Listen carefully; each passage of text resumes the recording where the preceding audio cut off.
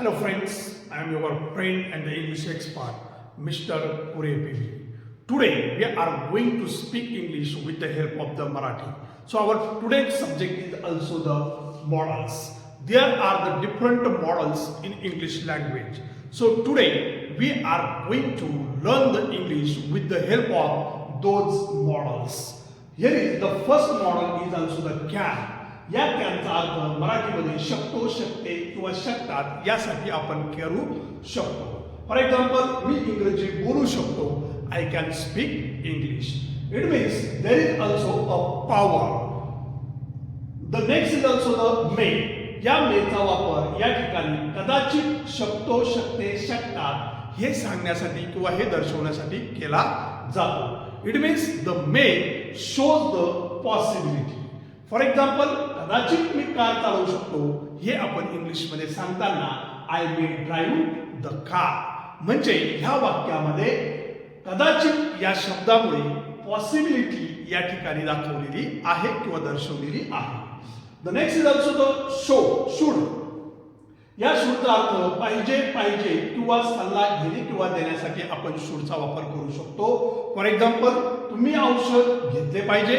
You should take medicine. तुम्ही अभ्यास केला पाहिजे. You should study. अशा वेगवेगळ्या पद्धतीने आपण या शूडचा वापर करू शकतो. Next is also the must. आता मस्टचा वापर करताना च पाहिजे किंवा पाहिजे असं आपण मराठीमध्ये म्हणू शकतो. It means the must shows the force.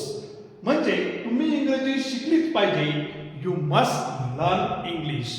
It means in this sentence there is a force. The another is also the ought to. ought to चा वापर करताना मराठीमध्ये आपण आपली नैतिक कर्तव्य सांगताना या ought to चा वापर करतो. याचा अर्थ सुद्धा या ठिकाणी पाहिजे किंवा पाहिजे असा होतो. परंतु the ought to shows the formal duty. तुम्ही पाणी वाचवले पाहिजे. You ought to save the water. It means the save the water it is also our formal duty and that's why we use the ought to. Then next is also the could. This is also a past tense of a can. याचा अर्थ या ठिकाणी शकलो, शकले, शकला असा आपण मराठीमध्ये करतो. For example me big boss पाहू शकलो नाही. I could not watch the big boss. The next is also the might. It is a past tense of a may. याचा अर्थ या ठिकाणी कदाचित शकलो किंवा शकले असा या ठिकाणी होत असतो.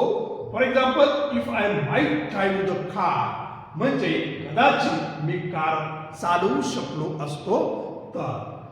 Then next is also the would. Would is also the past tense of will. याचा अर्थ या ठिकाणी चा, ची, चे, चो असा या ठिकाणी मराठीमध्ये होतो. For example I would play cricket on this ground. म्हणजे मी या मैदानावरती क्रिकेट खेळायचो.